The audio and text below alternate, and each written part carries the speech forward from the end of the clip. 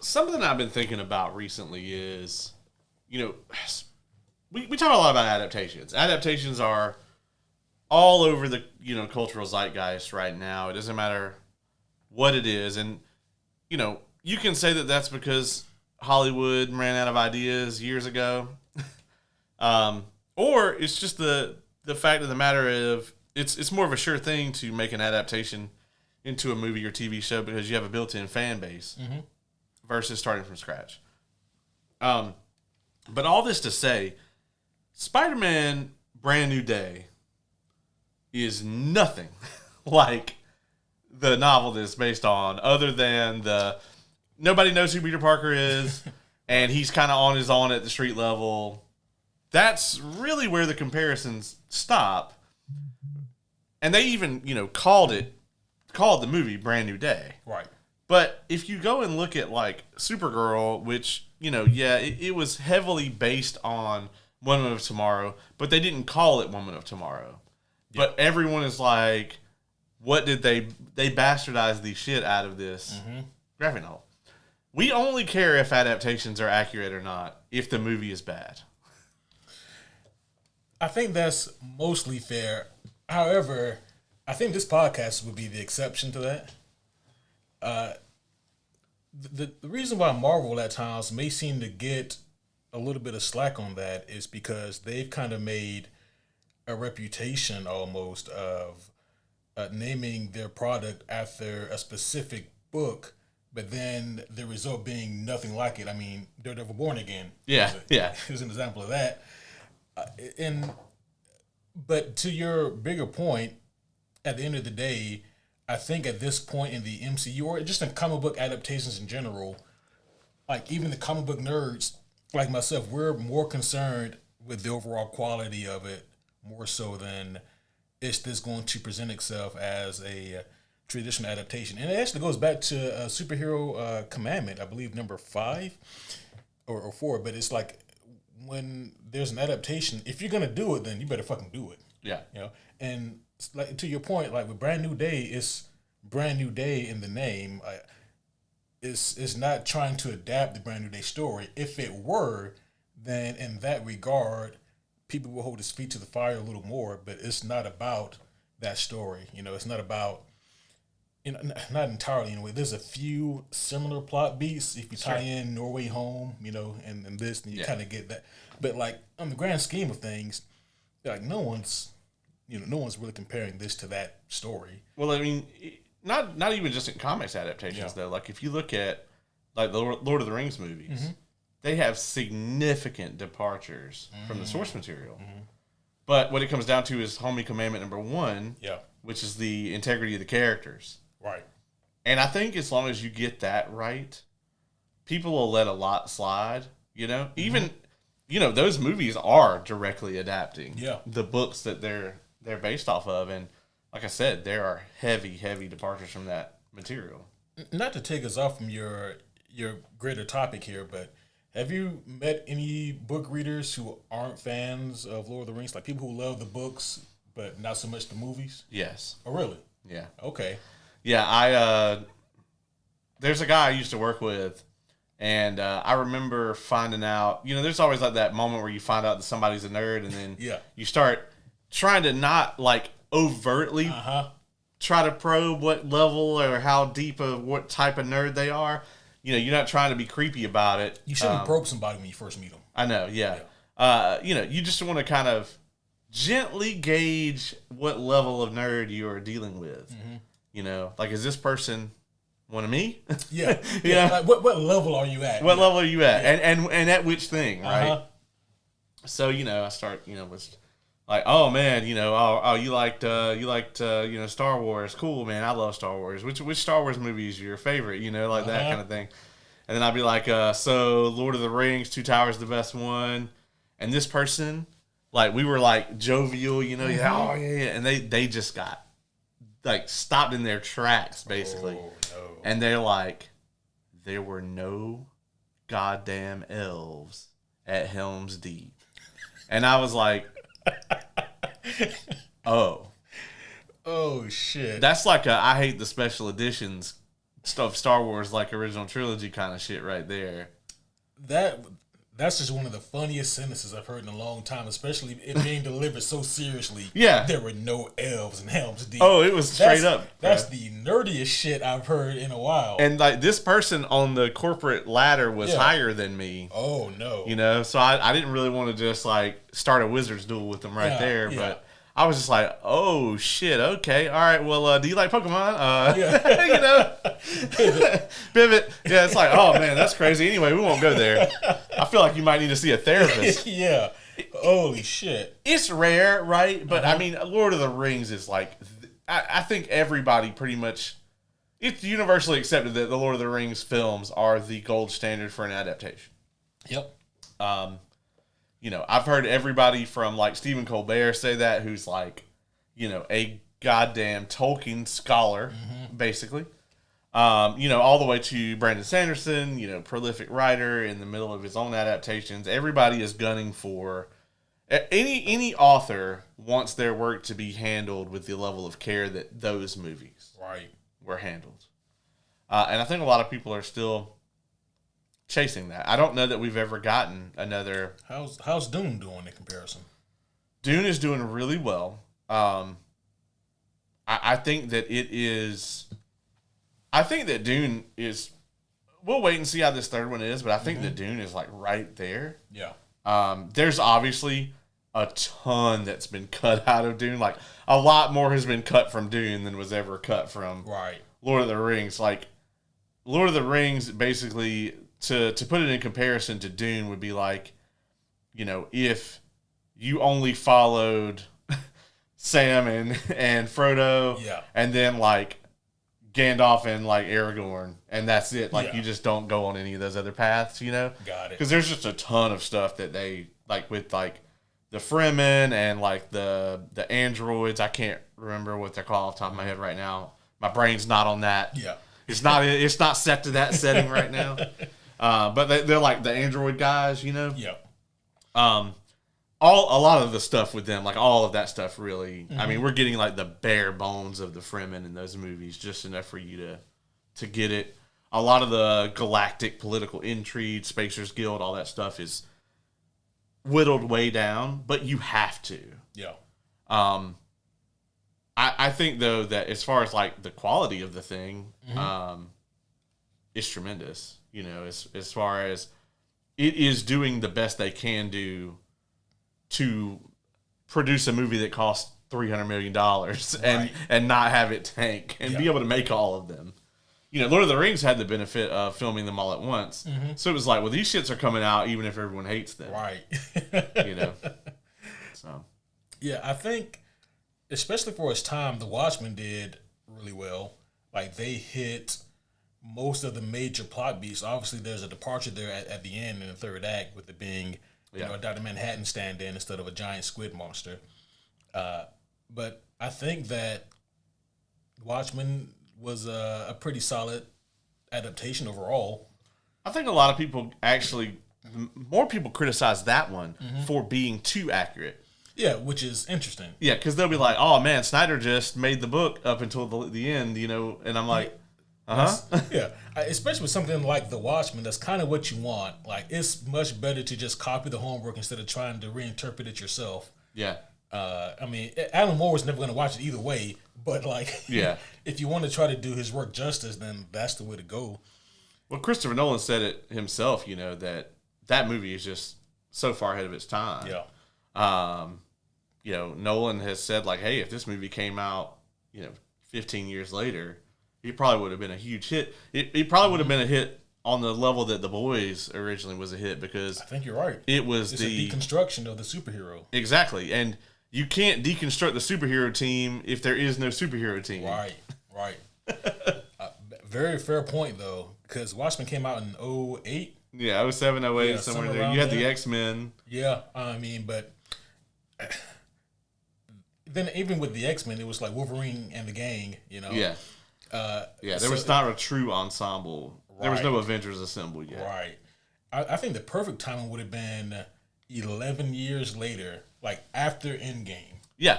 That would have been the perfect, because like then there was a lull in superhero movie content, really. and people just settled into what the MCU was, and like this huge big gathering at Endgame and Infinity War, that would have been the perfect time for a Watchmen movie. Well, you have to come out with it before the pandemic hits. That's true too. It's a very small window. Yeah, you got to come out with it in like October of 2019. Either there, or I would say that it actually probably would do really well if it had come out like right after Avengers, like 2013. Okay, yeah. If we get Iron Man 3 and then this movie comes out 3 weeks later. Yeah. When everyone's mad. Yeah, right. There's something else I wanted to talk about in terms of adaptation, actually. So there was recently an adaptation of a comic book series. You may have heard about this. There's been some noise about this online. But the comic book series is called Ice Cream Man. Okay. It is a horror anthology series. As a matter of fact, I myself am a fan of Ice Cream Man. Isn't Eli Roth doing this? Eli Roth has made a movie of Ice Cream Man. Yeah, I was going to say, I really don't... Are there a lot of spiders in this book? Not a lot, no. Okay. I mean, because, I feel the same way about spiders as you do. Okay, because I saw that on the cover. Yeah.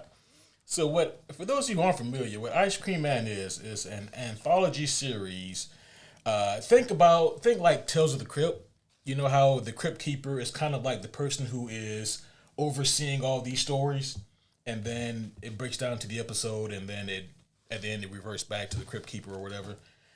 Like, that's not really a one-to-one type of comparison, but it's the closest I can think of from the top of my head.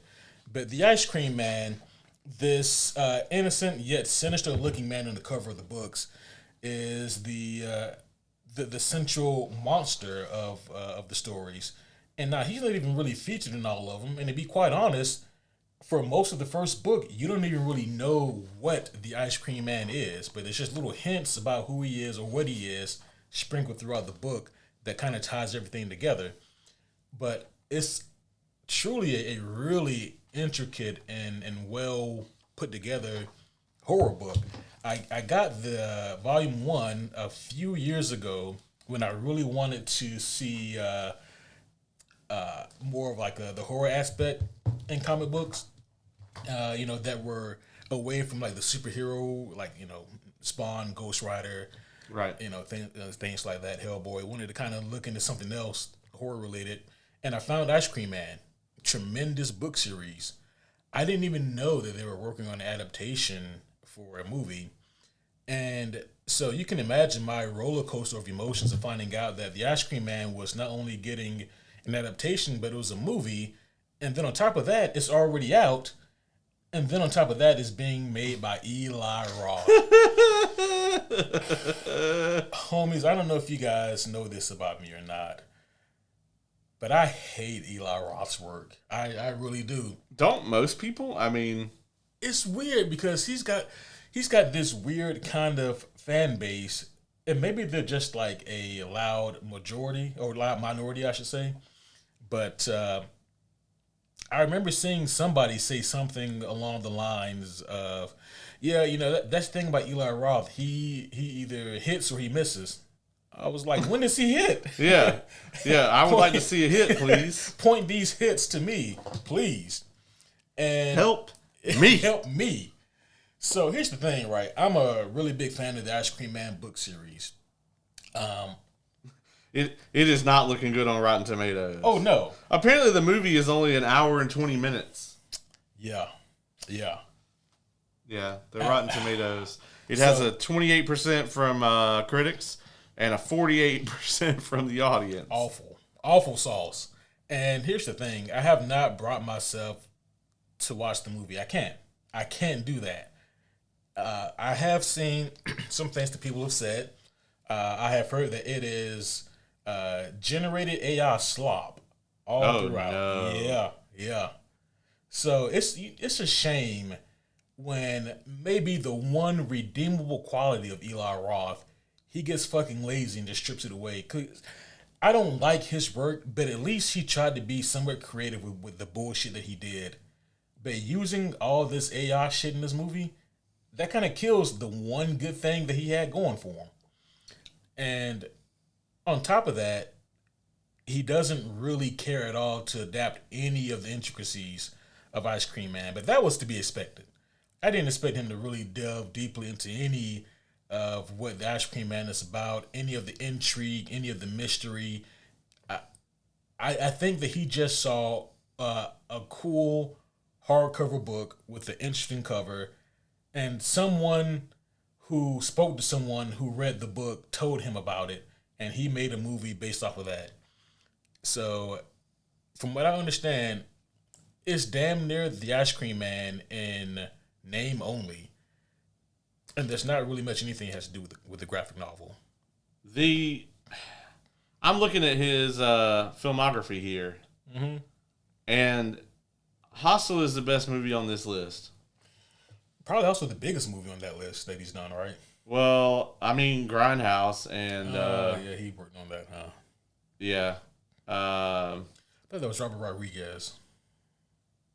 Was it? I mean, it's in here. It's a bunch of different people. That's right. Yeah. That's right. Interesting. Huh. Yeah, that's okay, so that's not even his solo stuff. Yeah, that's got to be it. Yeah.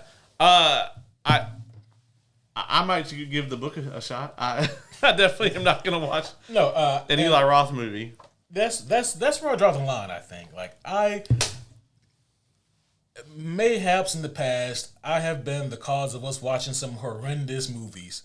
I will not subject us to an Eli Roth movie. No, you're going to have to call Brendan for this if you're trying to do that. But, Ice Cream Man is a great read, especially for the Halloween season if you want something really cool and creepy and keeps you wondering where the fuck is this going. And there's one story that's even a palindrome where, like, it reads both forward and backwards. It was really cool. Yeah. I say all that to say this. I don't know who keeps funding Eli Roth to make these movies, but they should stop. Well, I'm guessing they didn't spend very much, considering he AI slopped the whole thing. True. Very true. Yeah. So I just had to put that little PSA out there because it's bad when there's like a lesser known IP that gets an adaptation and it's shit, and then like it just like the flavor of ice cream now is shit because of Eli Roth. We don't need that. So I'm here to inform you guys that the comic book is really, really good. Just stay away from that movie. Yeah. Yeah, man. Yeah. That sounds horrible. Yeah, dog. Absolutely. Could not do it. So speaking of, Brand New Day, it is still cleaning up at the box office. It's sitting on like 1.7 billion right now. Excellent work. Yeah, it's easily, I think, going to hit the 2 bill mark. And I think, obviously the whole IMAX debacle is hilarious. Right. I don't know if we talked about that last week. I think we might have, but I think it hit into Odyssey's box office more than people were expecting. But a lot of that comes down to the fact that half the IMAX theaters are now showing Spider-Man. Yeah. Because money. Right. Which is unfortunate because I think our IMAX here is actually showing Spider-Man now. And I want to see the Odyssey like one more time before it goes out of theaters. Yeah. And then I like never want to see it again. I've seen it twice and I want to see it again. Yeah, I'm probably I'd be fine with watching it like Interstellar when it comes back to theaters. I would go see it again. But I don't ever want to watch that movie like at my house unless I get like build a movie theater in my house money. Oh man, yeah. Well, we are here today for a very special occasion. That's right. We have some very interesting things to discuss tonight. It is the finale, something quite special. X-Men 97. Is that not what we're here for? That's not what we're here for. Oh, okay. It's not even over yet. I saw the look of nerves on your face, and it was great. Actually, I think it is. Oh, did episode 9 come out today? Yeah. Oh, okay. Well, I haven't seen it. And I haven't seen it either. As a matter of fact, just really quick, I haven't seen anything past what we discussed. Same. But man, I don't know what has happened, but people are not happy with this finale. So I'll just leave it at that. I don't know what happens. Don't have a clue. But so I'm very interested to see what the fuck happens here. But we'll tell you guys next week. Yeah. Oh man. Yep. That doesn't sound good. It doesn't. It doesn't. I haven't heard any rumblings because anytime anybody tries to tell me about X-Men 97, I'm like, I haven't seen it. Yep. I'm a podcaster. Yes. I gotta wait. But next knows? week, guys, you'll know if we hated it too. Right. Or maybe it's great and people are just wrong. Yeah.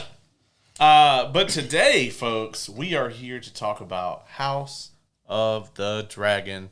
Season 3, we're going to be covering the back half. If you missed our coverage of episodes 1 through 4, go ahead and check that out. But today we're going to be covering episodes 5, 6, 7, and 8. Full spoilers for House of the Dragon, everything that has aired on the TV show, and probably all of Game of Thrones as well. Maybe even some Night of the Seven Kingdoms. All Westerosi things that have aired on television. Spoilers. I am going to vehemently try to avoid any book spoilers. And if we do decide to do some at the end, I will, give you guys plenty of warning. So. Absolutely. But I suppose proper introductions are also in order. So with that being said, homies, one and all, welcome back to another very special episode of the Superhero Homies podcast. My name is Quentin, and of course, I'm here once again with the world's greatest co-host, the homie Caleb. What's going on, everybody? I am incredibly happy to be back here tonight. This past Saturday, I actually went out to old Viral Pro Wrestling, the VP Dubs, which was sponsored by yours truly. So if you saw our cool advertisements during the show and you're here for the very first time as a result of that, welcome. We are happy to have you guys. Absolutely. VPW, that holds a very special place in both our hearts. And it was I think it's super awesome that we're able to do that. Absolutely. And also a little bit more housekeeping here. Just a few weeks coming up. Actually, we're going to be at a couple of cons coming up. We're going to be not this weekend, but the next weekend. We're going to be at Soda City Comic Con in Columbia, South Carolina. Wilson Bethel is going to be there. You know him as Bullseye from the Daredevil Netflix and Disney series. And then 2 weeks later, we are going to be at the Mother of All Cons at Dragon Con in Atlanta. And at that convention, I actually have some limited edition Superhero Homies badge ribbons. Oh, shit. And so if you guys are going to be at that convention and you spot one of us there, definitely come up and chat with us a little bit, and we'll be sure to give you one of those. Absolutely. If we have any left. Yeah, if we have some left. That's tremendous. Yeah. I remember hearing rumblings about potentially having ribbons. We talked about that last year. We did. But I kind of have not thought about that like hardly any. But it's good to hear that that is a thing. Yeah, they should come in this week. So that's amazing. I dig it. You dig it. Junior digs it. That's dope. So yeah, we're not taking him to Dragon Con. I kind of promised him that. Oh, well, he's your responsibility then. Can you imagine what kind of shit he's going to get into? I know. Dragon Okay. Con? I'll see if I can talk him into staying. I'm not going to. But yeah, we are here to discuss the back half of season 3 of House of the Dragon. Man, what a journey this has been. As a matter of fact, the homie Caleb was going to speak completely in Dothraki, but he was misinformed because we were going to speak in High Valyrians, but because we're not on the same page, we're just not going to do either. Yeah. So sorry, guys. Yeah, we'll cut you guys out for season 4. Yeah, just for the integrity of the episode, you know, we just can't. But Caleb, man, I want to know what are your thoughts overall on the back half of the season? I hope this episode is not up for the I didn't want to talk about it award this year when we do the homies. Oh no.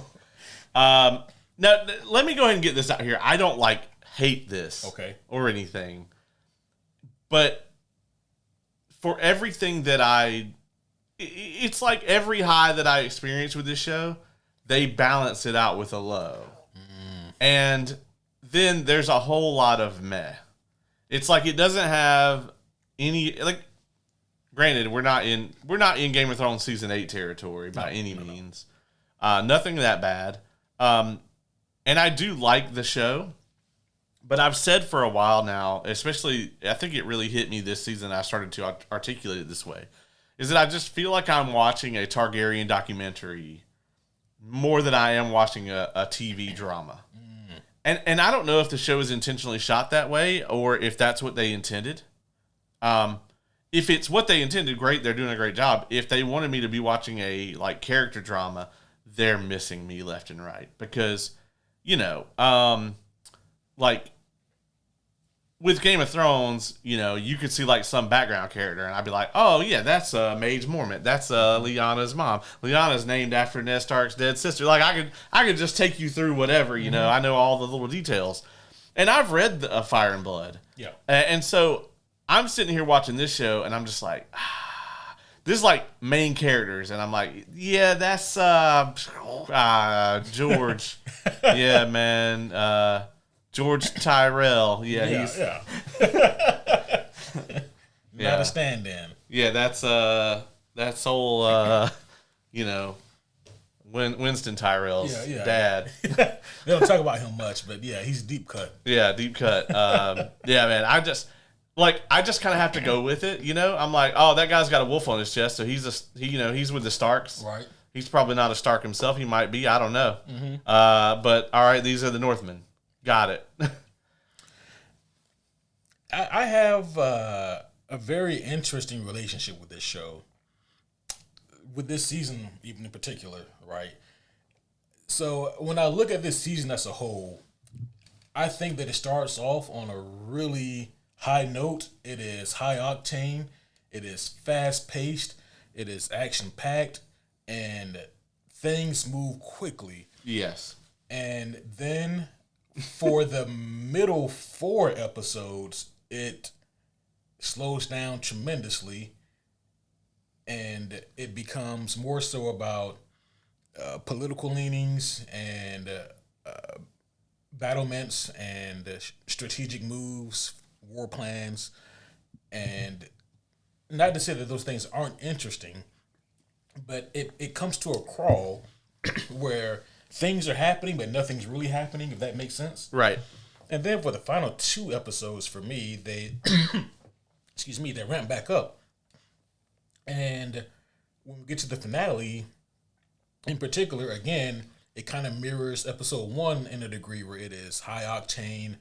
It is pretty well paced. At least I think is very well balanced in terms of what happens and the action of it all. There's a lot of moving pieces here. We get some big character moments. And so like it ends on about the highest note that I think this season could end for me. But with that being said, when I finished the finale, because I watched the finale twice, right, it left me wondering something because I was pretty high on the finale.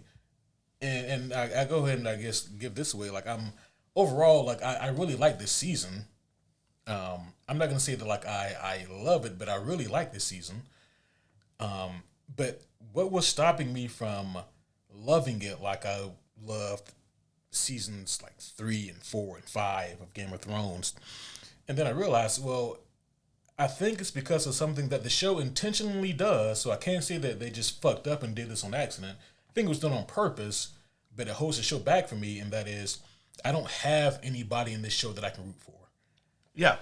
But yeah, I'm with you 100% on that. Like the main 2 people that I care about on this show right now are Corlys, who's barely in it. Yeah. And Aegon, who is, was a huge piece of shit. Yeah. He's enjoying a bit of a redemption arc right now, but like nowhere that he's going to go is going to be satisfying, Right. And it's like his redemption arc is, I almost hesitate to even call it that. It's more of a revenge tour. Right. And right. Him wanting his get back. Right. But I don't know if I can say that Aegon has evolved much or enough as a person for me to be like, that guy's redeemed himself or on the path to redeeming himself. Yeah, I mean, he was going to refuse to bow to Rhaenyra and sacrifice the lives of, I forget which Lannister that is. The one that was with him on the back half? Yeah. Start with a T. They all, most of them yeah, do. that's very true. Damn. It's Talon, something like that. I forgot that guy's name. Shit. Yeah. I'm trying to look through it here. There's this is what I'm talking about, guys. This is where we're at here. I normally know like all of this stuff, but it's just damn near impossible for me to keep up with all these characters because most of them have little to no screen time. Mm-hmm. You know? But yeah, I can't remember which fucking Lannister it is. Yeah, I mean, he was about to sacrifice both of their lives. Mm-hmm. Tyland Lannister. Yeah. Yeah. So he was about to sacrifice Larys and Tyland's lives. Yeah. Right there. Oh yeah. Just out of pride. So it is not a redemption arc in the sense of like he's evolved as a character. It's in the sense that we're glad that Sunfire's alive. Right. A little fucked up, but alive. Yeah, Sunfire does not look happy though. Sunfire look like he's having problems. Yeah. Like out of him and Sheepstealer, I really don't know who is doing worse right now. Yeah, we don't know about the Sheepstealer's wounds yet. So, episode 5 here. Mm-hmm. Well, I tell you what. Before we get into like episode specific stuff, I want to comment some more on the series as a whole. I feel like in this later half, because like season 3 is the best season in the sense that it feels like it has an arc. Mm-hmm. Like there's a place we started and a place we finished, and it makes sense as a volume of the show. Season 2 did not have that at all, and then season 2 is all over the place. Yeah, it's a disaster. And season 1 feels like too many seasons. You know, you have the early season, which I think if you want to say like this is the best part of the show, it's that original arc with the younger characters. And then we just get thrust into these new characters and new actors and all of that. Yeah. And then it's over with before anything really has a chance to pop off. Season 2 is just all over the place. And then this season actually has a start and a finish and an arc to it. It's messy, though. Mm-hmm. And I'm right there with you, though. It's like I just don't have anybody I can necessarily root for. It's like anytime I try to root for somebody, I'm like, oh, but they're a huge piece of shit. You know? Yeah. And I also, having read the source material, know that anybody that you do like is probably going to die a horrific death. Yes. You know, it's like watching the very first episode of the show. I'm like, not one single motherfucker in this episode is making it out of this. Because that's what the show is about. I mean, that's what the story is about. Yeah. It's about why the Targaryens don't have any dragons when Game of Thrones rolls around. Right.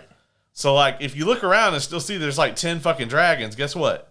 You know, season 4 is going to be awful in the sense of like, you know, it's going to be heartbreaking and heart-wrenching. I think every single episode is going to be dread. I think that's what it should be. Yeah. And that is the last season, right? Season 4? Yes. Okay.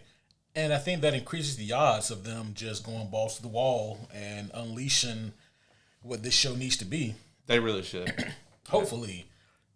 They show glimpses of that here throughout this season. Yeah. But then at other points they show extreme restraint. And again, like there are a lot of themes in this show that I really enjoy. But it's just hard for me to get around the fact that there's just not a whole lot of people here that I have that I can really get behind and root for. Game of Thrones in its prime had a huge ensemble cast. Some of them you were supposed to hate. Some of them you're supposed to feel mixed about. And some of them you're supposed to love. And for the most part, that's how you felt about these people. Right.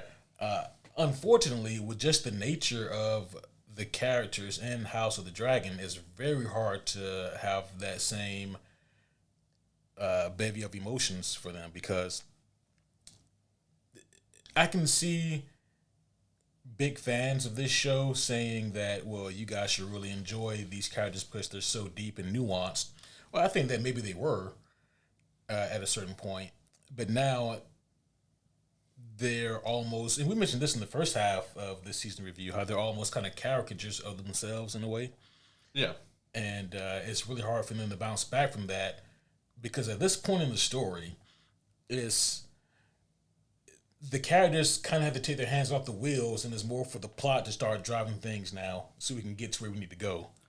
I mean, the shining example of that in this season is Kristen Cole, right? I mean, Kristen Cole is like the most hated dude on the show, but we haven't seen him in so long. We haven't seen anything meaningful with him, right? And we're not really reminded necessarily why we hate him. When we catch back up with him here in episode 5, he's just, and I think episode 5 is the weakest episode of this season. Because episode 5 is leading in, almost entirely is leading into episode 6. Episode 6 has an event in it called the Butcher's Ball, which is essentially the moment where Kristen Cole gets murdered. Right. And it is unceremonious as fuck. And I know that that's what they were going for. Like, you're the greatest knight of the realm. You're going to die here in the dirt. Nobody, and nobody special was involved. And it wasn't this grand heroic thing. Like, you're just, fuck you, you're gone. Yeah. I get that, but I don't think this show sold it well. I think it's just incredibly anticlimactic the way that they did it.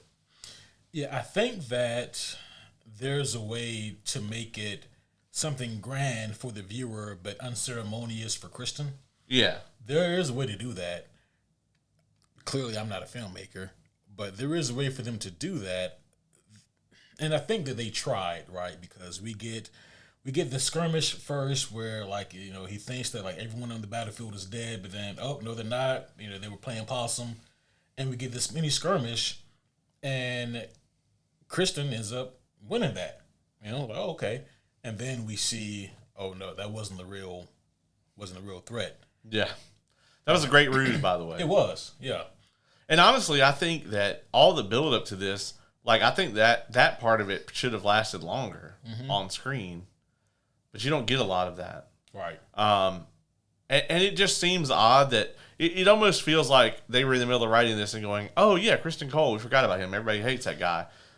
Oh, we have to get this Butcher's Ball event into the show, but like they just never did a good job of like, the bringing in the Winter Wolves. I mean, obviously we know that they were recruited, right? Like there's a lengthy history of that going back to season 1 when she sends Jace to Winterfell, right. Which we saw for about 8 seconds. Yeah. And never again. Right. And, the Winter Wolves got sent down in season 2. So we, know that they're out there. And then that they've teamed up with the Rivermen, the Tullys, were, front and center on all of this. They've been, involved in it from the beginning, even to the point where, in season 2, we know that Daemon went and recruited them when he took Harrenhal and all that. But us 2 years removed, knowing anything about, Oscar Tully or any of this other stuff, Roddy the Rough, who was the leader of the Winter Wolves, we don't get anything from them. They are just caricatures of what we understand people from those families to be. Yeah. There's no depth to them at all. So when they show up here and have this showdown, it's just not a big moment, and it is really unceremonious. Yeah, and I think that maybe it would have hit a little bit harder to your earlier point if Kristen Cole had more to do, because there's such a long break in between these seasons. And Kristen he didn't have anything really to do. So, the last time we saw him, he was marching, looking sad, and then this season picks up, he's still marching and he's still sad. And it's he a bitch, but why should I even care to see this guy anymore? And, outside of him just still being a whiny bitch, I didn't have a whole lot of reason to be that invested in his demise, which is a shame because Kristen Cole was, the most hated guy in the series for a while. Yeah, there's no payoff here. Yeah. And I mean, And don't get me wrong, like I think that Christian Cole as a character definitely deserves his unceremonious death. Like he, like they kind of alluded to, there would be no song saying about you. Yeah. Like he doesn't deserve that. But at the same time, I think us as viewers need to have more of that satisfaction. I mean, to make a wrestling analogy here, it'd be like if the unmasked Kane had like beat Shane McMahon's ass and like chokeslammed him off the stage, and then they just fired him. Yeah. Oh damn. Yeah. It's like, okay. I mean, it just there wasn't anything for this. Like nobody was there that even like none of the people that he really did anything against on a personal level were even there. And most of them probably don't even know he's dead until later on when I think that we get a scene of Damon telling Rhaenyra about it. Yep. I do like the fact that when Cole died, he was thinking of Allison, and Allison hadn't thought of that motherfucker since he left. Not one time. Yeah. Not one time. Yeah, Cole was like, man, I got killed by the Tullys, and their sigil is a fish. And Allison, anyway. Yeah. Oh, yeah. What you think about Aemon's journey throughout the back half of this? I feel like every time the show is starting to drag a little bit, they're like, quick, somebody show Ewan Mitchell with his shirt off. I like Aemond, but he's meandering here for the whole season. Last season, it was Daemon that was meandering there. Yeah, it was Daemon was trapped there all last season. This is like the Targaryen hell pit. You go there when we don't have anything for you to do this season. So Daemon hung out there last season with Alice Rivers, who's a cool ass character. And I do like that. I do like Alice, although she's not a good person. Right. I like the fact that they've given us so much of her arc and that she's like ancient. She's possibly hundreds of years old.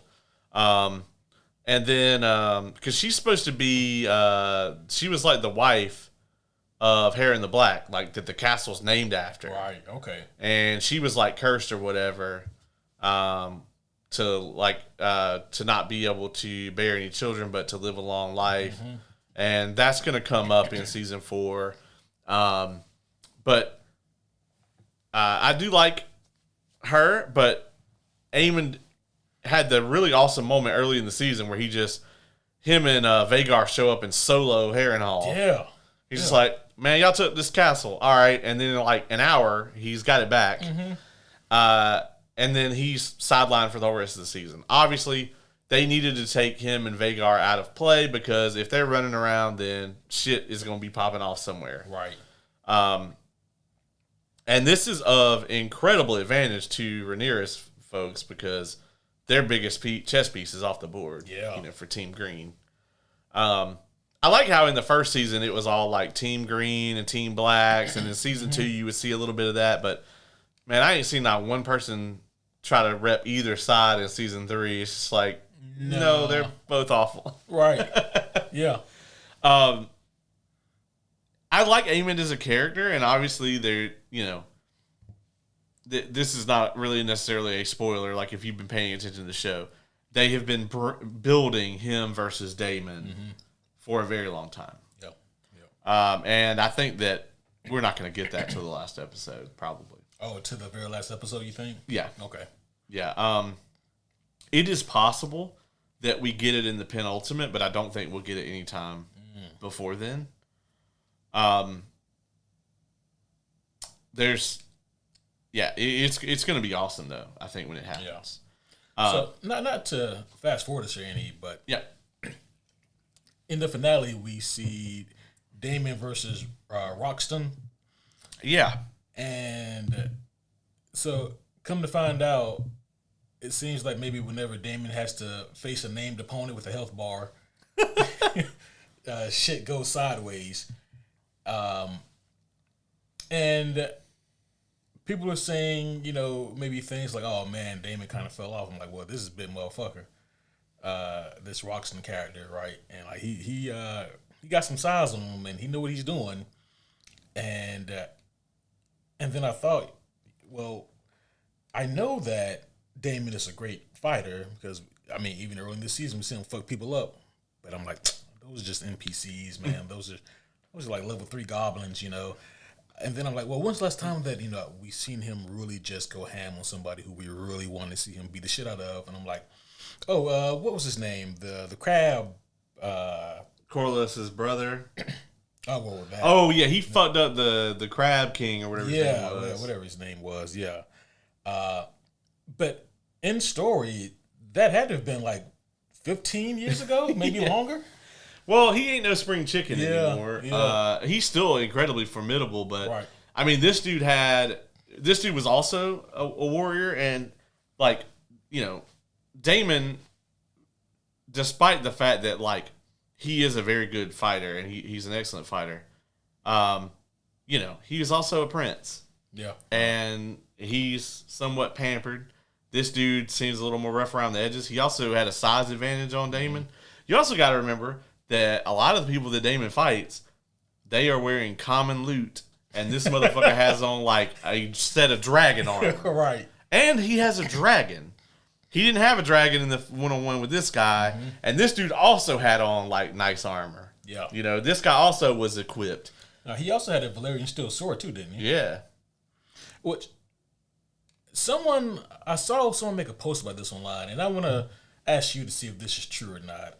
They said that this was the first time that we've ever seen Valyrian steel on Valyrian steel combat in this Mythos live action. Is that, to your knowledge, is that true? Oh man. So when Ned Stark wields ice against Jamie? against Jamie, Jamie doesn't have. Right. The Lannisters never had a sword in the family until ice was melted down into Oathkeeper and Heart Eater. See, I told you guys. Like, I know all of this shit. Let's see. So, the Lannisters didn't have one. We didn't see.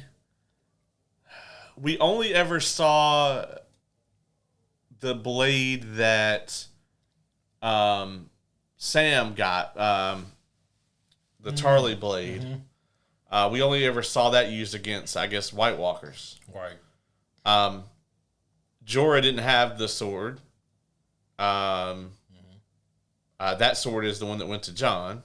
Right. And he only ever fought White Walkers with it. Yeah. The Mountain and the Hound didn't have any. Or, yeah. They didn't have Valyrian steel. So, yeah, I would say so. I think that is, at least to my knowledge, probably the first time that we have seen Valyrian steel versus Valyrian steel. You know, Interesting. Yeah, because well, let me see, because yeah,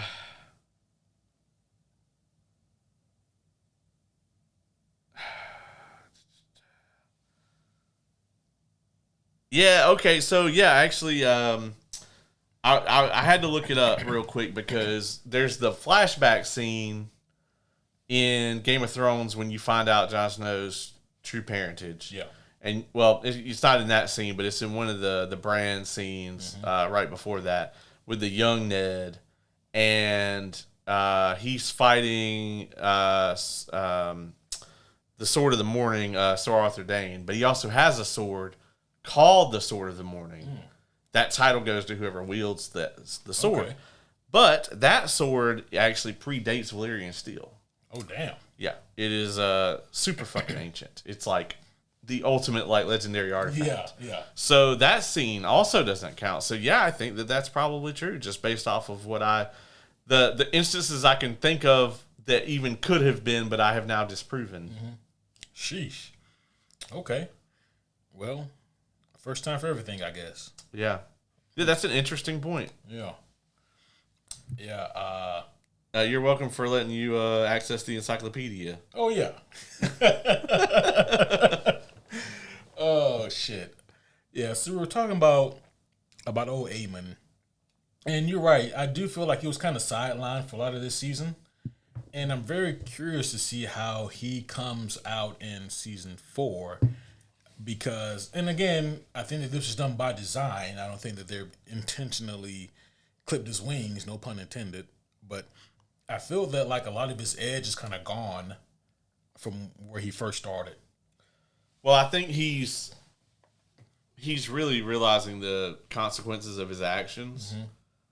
You know, he's such a driven character. Yeah. And he also has mommy issues. And a dude with mommy issues and a dragon is a bad fucking combination. And being, Targaryen on top of that. Yeah, on top of all that, Ooh, yeah. Gives you a plus 50 to being batshit insane. Yeah, man. And like Vhagar is such a horrific creature. Right. And that's the thing, too, is like, I really hope that someday we actually get a Aegon's Conquest series properly done like Game of Thrones, where they're not like, I mean, obviously there's no source material for this, but like, I would love to see it in Game of Thrones form where it's like a drama. Yeah. And you get a lot more of like the character focus, because you got to think, man, Vhagar is the baby bitch of those 3 dragons. That's wild. You know? like Balerion the Dread was way larger than Vhagar and older and pretty much everything imaginable that you don't want to have to think about, you know. God, and Vhagar is just this horrific creature, you know. Could you imagine those shits? God damn. Yeah.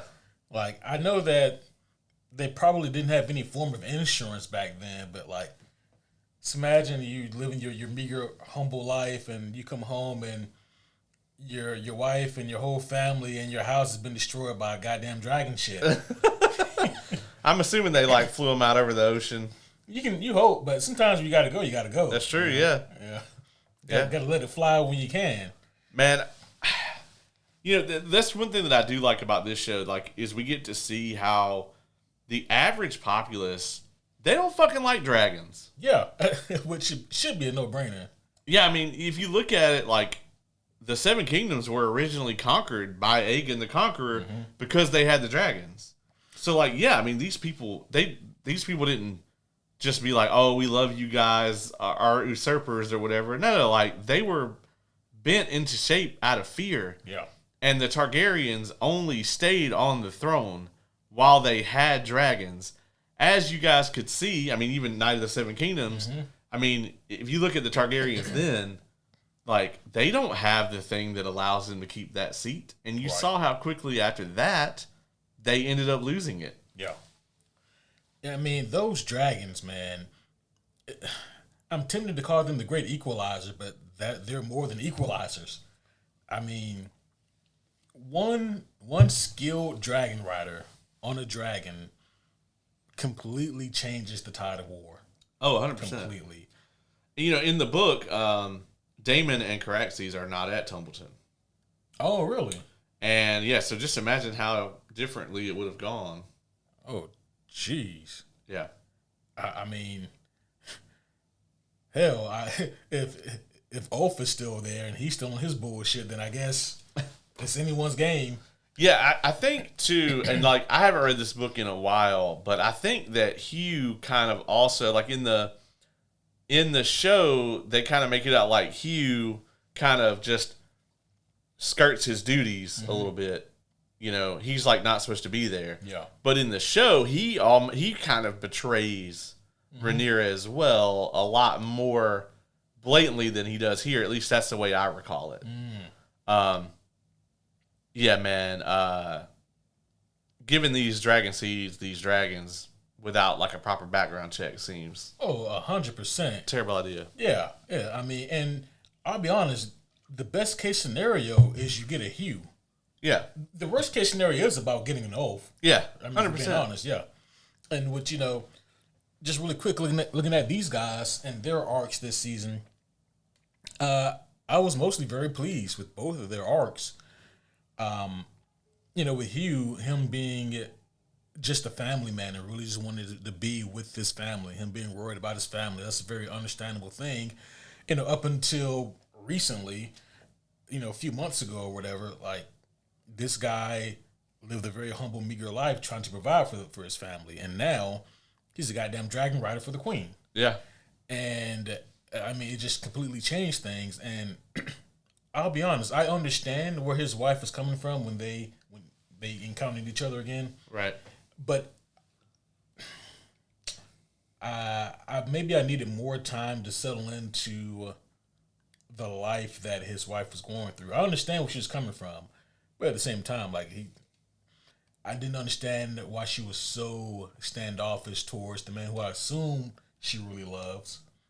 Yeah, that whole thing, like, I get what they're going for here, but it has no time to breathe at all. Yeah. Like, we're just airing the third act of the movie only. Right. Yeah, and also, like, I would get the fuck out of this war-ravaged ass place. Yeah. For sure. Especially if I could fly up out of here. Mm-hmm. Right. So, that moment to me just felt a little forced. Like, they didn't sell me on why his wife was so standoffish towards him and why she wouldn't want to at least listen to what he has to say. And again, it's like, I understand the circumstances, just the presentation of it all could have been better. I agree. And with Ulf, I'll be honest, I think at first viewing of episodes 7 and 8, I really didn't care much for Ulf's ending here in this season. But on second viewing, I liked it a little bit more. And it's just because you have to strip away all preconceived notions about Ulf. What you see is what you get. He's just a piece of shit. Yeah. And that rhyme. Yeah. So it must be right, Yeah, it must be. Yeah, man. I mean, Ulf, it just comes down to, like, Rhaenyra is not good at this at all, And she treats all her subjects like complete shit. Mm-hmm. And that's one thing that, like, her father, like, that's an element of her father that she doesn't have. Yeah. It's everything about her is me, my reign, whatever. Mm-hmm. And to sit on the Iron Throne is all she's ever wanted. Not because she wanted to do it, but just because that's how it is. And, like, that was her birthright. Yeah. Not because she's going to be a better king or whatever. Right. Not saying that Aegon would have been, but, no. Aegon never was running the shit anyway. Yeah. Like, that was Otto Hightower. It was Otto Hightower. When Otto Hightower was running the country, the shit went at least okay. Yeah. It went. It went, yeah. As opposed to now, where it's just like, the fuck. Mm-hmm. I'm going to be honest, man. I know we're jumping around a lot here, but if I roll up on the sept of the Seven, that's technically the sept of Baelor. If I roll up on the sept and I kill the High Septon, mm-hmm. I'm killing everyone in there. Yeah, if you're going to go evil, you might as well go... I mean, because, do you really want witnesses there to... Yeah, as Bane said, no survivors. No survivors. Yeah, no survivors. Yeah, no survivors. Man. Fucking, like, if you're going to commit that heinous act of, like, oh, well, like, the church won't ordain me, like, I am the true leader, whatever, and, like, they won't do it. Well, like, they had a terrible accident. Yeah. Yeah. All of them fell on the same sword. That shit was crazy. Yeah, like, they wouldn't ordain me, and so, the gods struck them down. Yeah, one at a time. He came down with the big ass sword and just cut them all in half. Yeah, craziest shit I've ever seen. Yeah. And then he ordained me. Yeah. I really, obviously, throughout the course of this series, it's designed this way that you really want to root for Rhaenyra. Mm. And in the beginning, yeah. And then as the show goes on, I would even say specifically so in this season, when she gets the throne, we really start to see a lot of cracks in her armor, and obviously by the end of this season, she's gone full heel. And I'll be honest, man, Emma Darcy, she's doing a great job as that heel character. Oh, for sure. She's killing that. I mean, and it didn't take the internet long to start memeing this, but like, man, the way that she looks at Alan. Oh, man. When she's pretty much giving him the Iggy to go ahead and kill the High Septum. That shit was just pure dark side. 100%. It's Anakin at the temple. Yeah. I mean, right before he kills those younglings. I mean, because when she gave Alan the signal to go ahead and commit that fucking murder, like, it wasn't a look of, do what you got to do. It was, hey, man, it was just such a twisted look. One thing I do worry about with this whole angle is how much this kind of mirrors the later Game of Thrones episodes. Yeah. And, like, there's so many parallels between this finale and the season 6 finale for Game of Thrones. Right before, like, this is, like, right before she blows up the Sept, this very same room that they're in, Cersei will eventually destroy. Taking out the High Septon and what was his name? I forget, the High Sparrow. Okay. Yeah, in Game of Thrones. There's a similar figure that emerges in the book, and it's a very similar arc to that. So I really hope that the show keeps that downplayed to a minimum, or maybe just leaves it out because of how similar it is to the ending seasons of Game of Thrones. But this whole thing where, like, the church is going to kind of revolt against her or whatever. Like I said, I hope they downplay that. I hope it has minimal screen time in season 4. And we also get the moment here, when we're talking about Rhaenyra, where the throne cuts her. Yeah. And there is this show has talked about the prophecy. Right. If the throne cuts you, then you are unsuited to sit on it. Yep. And it's highly believed also that's where Viserys's disease was from the throne cutting him. Yeah. And but you probably just had tetanus. I was gonna say, like, this is before people knew about tetanus. Yeah. But after a while, you think that, like, a maester or somebody would be like, you know what? I think maybe having these rusty swords being sat on, maybe that's not just a good thing. Probably not. Yeah, Probably not. A lot of people too I've seen online say, well, Aegon shouldn't have been able to be burned. Okay. And I think it's important to note Targaryens are not immune to fire. Dany's brother Viserys gets melted very early on in Game of Thrones. Dany specifically is immune to fire. Yeah. Which is a magic thing. It's magic. It's old magic, whatever, however you want to do it. But George R. R. Martin himself has outlined that, like, yes, Dany is, her skin is immune to flame. That is a magical property that is exclusive to her. It is not a, Targaryens can't be burned type thing. And even in the books, when Dany gets hit with Dragonfire, actually, it burns all her hair off. Like, we actually never got bald Daenerys in the show, but in the books, she is bald for a while after fire. Yeah. Interesting. So it's actually just her, like, flesh that can't be burned. Yeah. But it is specific to her. It's, so, yeah, I mean, Aegon should be dead. Like. Yeah. Yeah, for sure. Because that shit is warm. Bro, yeah. Yeah, Aegon, he has quite the interesting kind of arc going on here. And I'll be honest, man, I really don't know what to make of Larys anymore. It just kind of seems like his whole conniving scheme was just a nothing burger. It's like he got fed up of Aegon and was like, hey, man, you kind of a shitbag, and I don't want to do this no more. Yeah. but then he's just kind of there. You know, it's like I don't know what they're doing with him either.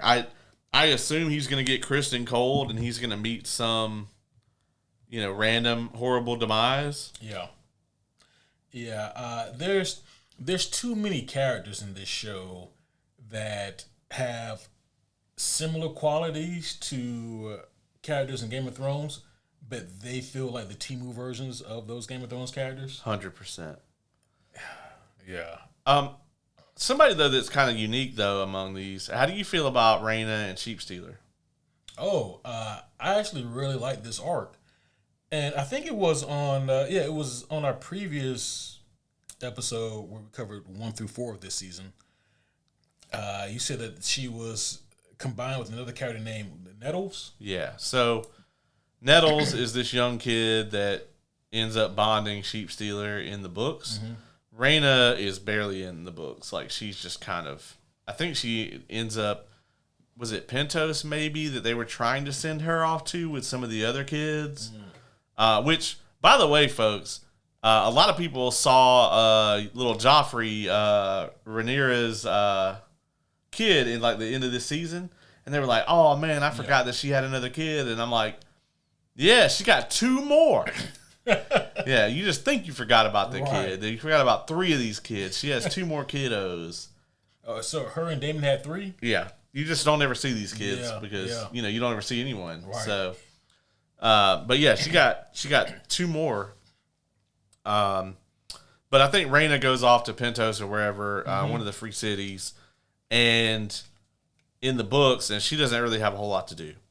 Nettles is Sheepstealer's rider. I'm very glad that they replaced, like, Nettles with Rhaena and kind of combined the 2 characters, because it's going to contextualize some things at the end quite a bit differently. But I said I won't spoil. We'll talk about it at the end. But it's going to make something far less fucking creepy. So. Oh, dear. Yeah. Well, I mean, I do like what they're doing with Rhaena, though. Yeah. And the only reason I remember the Nettles bit is because they dropped that in one of the episodes when they were talking about her. Yes. And I forget exactly what they said. They said something like she's with like the sheep and nettles or something like that. Yeah. And I was like, where do I know that word from or that name? Yeah. Yeah. So that was cool. I do like that we got to see her and Damon interact one more time, that we got some kind of conclusion to this whole Sheepstealer rider mystery. Yeah. And, you know, we got that conclusion. That was really good, I thought. Yeah, we get to see Cyrax do something. That's Rhaenyra's dragon. Never gets to do shit. You know. Why do you think Damon let Sheepstealer go in the end? I think because Rhaena didn't want him to be killed, you know, ultimately. Also, I mean, Sheepstealer was tough as fuck. He was. You don't never fuck with nobody with an underbite like that. Bruh. Dead ass, though. Like, yeah. I agree. Yeah. You got to kill a motherfucker like that for sure. Yeah. The famous poet Jack Harlow said, "Don't ever let the world gas me." And Sheepstealer lives by that shit. Bro. He was like, "Oh, 3v1? All right. Run it." Yeah.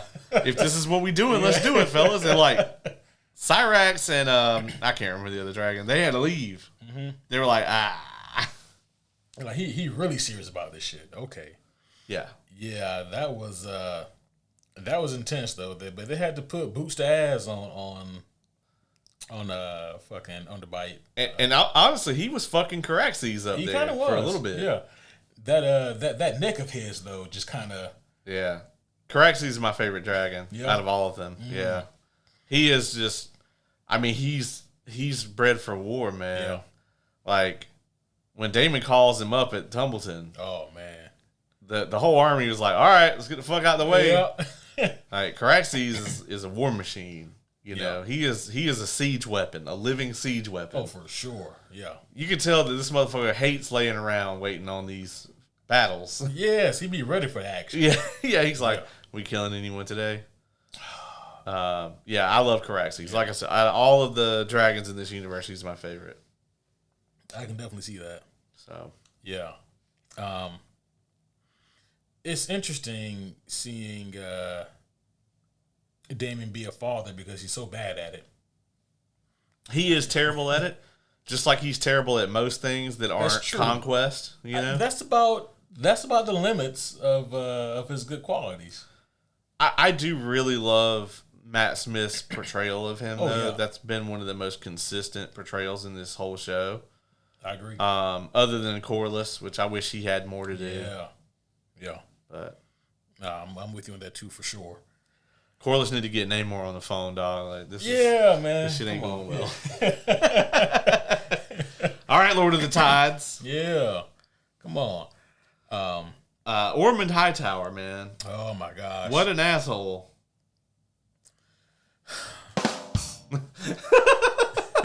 You know, I don't even know that Darren. I don't really hate Darren Targaryen. Yeah. That much. He was raised by the Hightower, so he's probably an asshole. But he seems like less of an asshole than Allison's other two boys. Yeah, I mean, he just seems, like he's not out of all of them. He just seems like he's probably the most level-headed. He's level-headed enough to know that they fucking sent him here with this psychopath. Yeah. He's not, because at first, for the first half of this season, right, I was worried that Darren was thinking that Ormond was like this good figure to look up to. Yeah. But then we hear him talking to Gwaine, which I hate that fucking name. Yeah. We hear Darren talking to Gwaine, and he's like, this guy's fucking crazy, man. You gonna leave me here with him?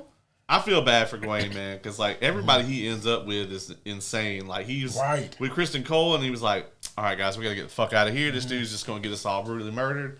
And then he rolls up to Tumbleton, and fucking Ormond is in charge. Right. Oh.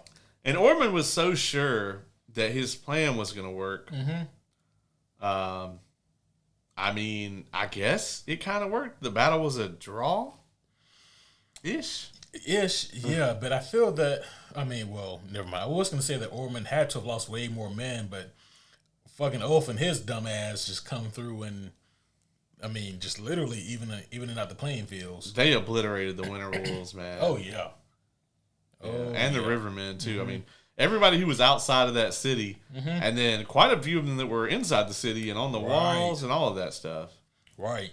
This is about the time where, Rhaenyra decides, fuck it, and just gets on her dragon and burns King's Landing to the ground, Oh, wait, sorry, wrong crazy ass Targaryen. Right, yep. I will say this, though. Even though the similarities are more than Stark, right? But I didn't mean that in, like, Starks and Targaryen. No, I got you. At least I can draw a map and see how Rhaenyra got from A to B. Sure. Whereas with Dany, I'm like, that was... Yeah, Rhaenyra contrived. Rhaenyra was over years. Yeah. Dany was like 2 weeks. Yeah. The in-laws don't like me. Yeah. Now, granted, Dany's arc is longer than that, and she was fighting for the Iron Throne for her entire life, but, like, the writing just got so ridiculous in those last seasons when it came to, like, Tyrion and pretty much all the people that were right up under her. They had to really shoehorn in the, making all of that happen. It was all incredibly contrived. Yeah. Whereas here, at least you can kind of see how the trajectory went. Right. It at least doesn't feel contrived. Yeah. That Rhaenyra is terrible at this. Right. How about her hooking up with Mysaria? And then the next day being like, the post-nut clarity kicked in. Your Uber's downstairs. I love the intentional and unintentional humor in this show. Yeah. I thought this was tremendous. Seeing Mysaria do arguably the greatest walk of shame in Walk of Shame history. And what made it like even funnier was, like, I think it was the day before, I guess the woman who was like the head of the brothel, went to visit Mysaria, and they had the conversation, and she was trying to tell Mysaria, like, hey, look, just so you know, they're always going to see you as a hoe. Yeah. And then she has the one night stand with Rhaenyra, and then like Rhaenyra don't even has the courtesy to send her packing herself. She sends an assistant to go tell her. You know, like that shit was it was cold blooded and it was funny. But Mysaria was very scorned about the whole thing. She didn't take it easy. She didn't take it well at all. Yeah, there's actually there's several versions of this quote. One of them, I think it's from Peaky Blinders, is "These hoes ain't loyal." No, okay. That's not that one. Gotcha. It's once you've done what you have to do, they'll never let you do what you want to do. And that just kind of sums this up entirely, right? It's like once they've seen you as this, you're always going to be that to them. Yeah. And she finds out the next day just how on the nose that is. So yeah, I mean that's what happens here. I would have gone off to Pentos with them servants though, bro, for sure. One thing about it though, I'm not gonna call it a plot hole. I just don't know where it came from. But where did Rhaenyra get the money from to fund not just the trip, but also like, you know, we're gonna set you up. You're gonna be able to get this and that. Because like as far as I understand, they're kind of strapped for cash right now, right? They had some money. Okay. Yeah, I mean, they could have just. We're gonna take her to the. You know, she got killed in transit or whatever. Right. You know, but I mean, they had some money. Yeah. They just ain't got like run the city money. Right. They got here's money for the Plan B money. That's right. They ain't got. They ain't got raise the kid money. They got Plan B money. Yeah. Oh shit. Not that would have been a concern in this specific instance. That's true. Yeah. Well, you know. But this just goes to further show what Baylor said to Rhaenyra. 100% true about how you just use people. Yeah. Like that's what I mean. Because when Rhaenyra slept with Mysaria, it was she went there for a purpose. Like she needed that validation. Yes. In that moment, she needed someone to tell her everything that she wanted to hear. You know, that she's good enough, that she's fit for this role, that she's meant for this, that she's powerful, she's strong. She needed that comfort. And then, like, the next morning, when she finds out that Aemon and his dragon are both alive, she goes to Daemon and he tells her exactly what she wants to hear. Yep. Because Daemon has been trying to convince her for seasons now, you can just go scorch earth and we can win. And we've seen what happens if you try to do it without that. I mean, that's Dany's arc. Yeah. You know, as bad as that was, I mean, badly as they got that point across. Right. That was her arc, you know. And Daemon's just like, no, I mean, you've got to fuck him up. Yeah. You know? And Daemon, he says basically that same thing again here. And this time, Rhaenyra's like, yeah, just don't make me a monster. And she doesn't say it like with this sense of hesitancy or concern. She almost says it as like an act of seduction to him. Yeah. You know? It's purely publicity. Yeah. It's lip service. Yeah. You know? Yeah, this is what the Greens are, and so this is what we can't be. That's it. Yeah. Basically. That's all I got going for me right now. Yeah. And I mean, Daemon tried not to burn all his kids. He tried. Listen, those two that are standing at the gate, that's not on him. And also, Caraxes don't give a fuck. Yeah. Now, nobody gave Roddy the Rough the rules of engagement because he straight up hit that one little kid in the face with the axe. No one told that kid the rules of engagement. That's true. That's true, man. That was a dumbass move. That kid, he wouldn't have been alive, granted, because what happened later. But like, he wouldn't have died that way. His odds of survival would have been a lot higher. Yeah, because he theoretically could have just ran away. Yeah. You know, but no, he had to be a dumbass. Yeah. And hit this fucking barely out of the caveman. Yeah, he thought he was just gonna get like a crit hit in and kill this, grizzled veteran warrior. The best thing I can say about Roddy here is that at least he hesitated. Yeah, he was like, man, and then he's like, man, someone's to beat this kid's ass. Wait, I'm right here. Yeah, I'm right here.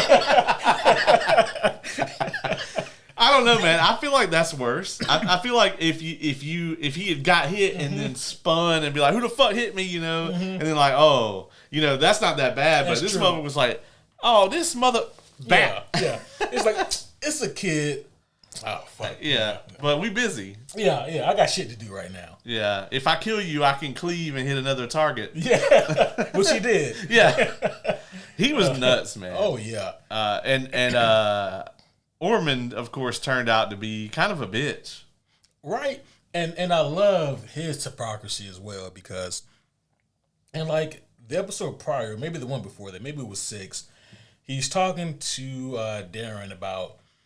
Oh, he's gonna beat Rhaenyra because she's a woman and she's weak and blah blah blah. Meanwhile, this motherfucker can't stand bad stenches. Yeah. And I'm like, you're living in the wrong time period for sure to not like bad stenches. Yeah, and that ended up being like his downfall. I think that Roddy would have beat him anyway, probably. But like, that was like a big cause of his downfall. He got that called shot on that arm though. He did. Cut that shit all clean. Yeah, dog. That was rough. And pretty much anybody else, if you cut their arm off, you probably win this fight. Yeah. Not here. And that's the danger of fighting somebody who not only has nothing to lose, but is looking forward to death. Yeah. It's like fighting somebody who's looking forward to going to Valhalla, Right, yeah. Like, good luck. That's right. And yeah, it's only 2 ways there, and Ormond can't give him the other one. No, well, he kind of gave him both. Yeah, in a way. Yeah, Ormond should have never turned his back. Like, he cut off Roddy's arm, and then the blood squirt goes on Ormond's face. He freaks the fuck out, almost hurls all over himself, turns around, worst thing he could have did. Yeah, just he just got him a new entrance. Bruh, here's a proper fucking from the north. That had to be a horrible way to go. Oh my gosh. And yeah. And then on top of that, he looks up and he sees Ulf on his fucking dragon. and Ulf is like, I meant to put in my 2 weeks. Yeah. If it's me, man, I'm welcoming this dragon fire because it's at least ending this horrible colonoscopy I've gotten here. Yeah. This dagger colonoscopy. Now, in most cases, dragon fire kills you instantly, right? Like if it hits you head on, like you just you pretty much get just incinerated. That's great. That's good to know. Yeah, the dragon fire. I mean, you're just ash. Because I imagine like it's not just fire damage, but it's also got to be force damage as well. Yeah, you don't want to be on the outskirts of it, like Aegon, and just have your penis explode. God damn. That was such a gruesome description from the fire. God, and that's it. You don't want that.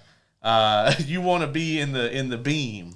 Yeah, you want to be in the beam. Yeah. So that you just get incinerated. Like it's like, oh, this is really warm, and then you're calm. Right. I don't think there's any pleasant way for me to lose my penis, but like that's like the least pleasant. Yeah, like just the imagery of putting a hot dog in the microwave for too long. Seems like the worst. Yeah, I mean, there's no body part that you want to explode from the inside out. No. Can't think of one. No. Yeah. It just seems awful sauce. Let's talk about the meeting of those two really quick. Aemon and Aegon. Yeah. Seeing those two reconnect. This was intentionally hilarious. It really was. Yeah, this was great. The internet has memed this to shit. Yes, they have.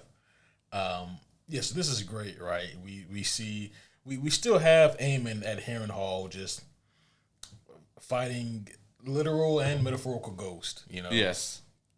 He's dealing with also his extreme mommy issues, like Jesus Christ. And then here comes Aemon. And you know that the entire flight here that Aemon has been rehearsing exactly what he's going to say and what he's going to do to his brother. Yeah.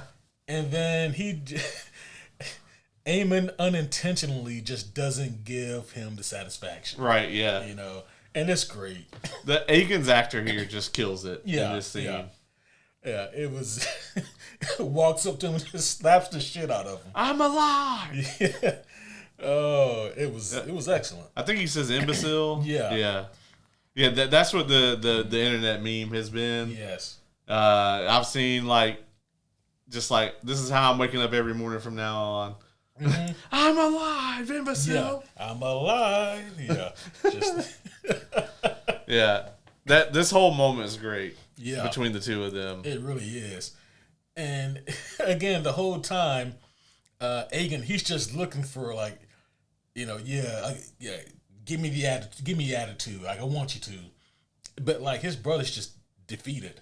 He really is, yeah. And so he goes from being, ready to throw hands, which, by the way, he better be glad that his brother was defeated, because if he was up to snuff, he could fuck him right up. Right. Yeah. And but I mean also Alicent's betrayal here is really working on him. I don't know what her plan is. Right. Yeah, what does she do? Where does she go? Yeah. I'll be honest, I don't really know. I don't remember what her ultimate fate is from the books, but she's sure as fuck not going to go back to King's Landing, I mean, and find out that Helena is dead. Right. Which I really love Helena's arc in this show. Yeah. They change it from the book a bit. In the book, her son is already born. Oh. But dies. And then she kills herself because of that. But how does the son die? Does Rhaenyra have anything to do with it, or? I'm trying to remember. Yeah, I'm trying to remember. I know that she has 2 kids, and they both get killed, and I can't remember how they get killed. I want to say it is because of an event that hasn't happened yet, that I can't talk about right now. Okay. That will happen in season 4. I want to say, but I may be wrong. But I love her doing the needlework and having the prophecies and everything, showing that Rhaenyra's reign will end in blood. Yeah. And just all of it, with her whole arc here. And it goes right back to Rhaenyra just uses everyone. Yeah. Let me ask you this, unrelated, just pushing the scenario here. Let's say that you're having a real rough time right now, and you're not feeling the greatest, and maybe you're a little depressed. Things just aren't working for you the way you want to, and you're on the podcast, and man, I can tell that you're really down, and you're not taking care of yourself like you normally do. You're not coming in with a drip. And Kay hits me up and she's like, yeah, Caleb's really going through it. He hasn't been eating. Am I really a bad guy if I force feed you? I think the way it was done here, probably. Yeah. I mean, I'm looking out for you though. Yeah. I need to make sure that the World's Greatest Co-Host has nutrients. Is that the same window that Cersei's kid jumped out of? So apparently it is not. Okay. Just a really similar manner, but different window. Okay. That's a cursed. That would be a cursed ass window if so. It's cursed regardless, but yeah. I couldn't remember if we had that same angle on the sept that that we had in the Tommen. What was his name? Yeah. No, he jumped from a different window. There's a pattern here. Oh shit. See what else we got here. We talked a little bit about this. Let's talk some more about Gwaine and or Darren, I should say, and his plan here. Yeah, so they send Corlys out, and they're like, "If you, can we have peace if we give you Corlys back?" And of course, Ormond doesn't know anything about this shit, and would have been furious if he did. And they also didn't cut off my man's finger. Bruh, yeah. It's fucked. Right. But, this scene was really good. It's about the most Corlys that we've gotten.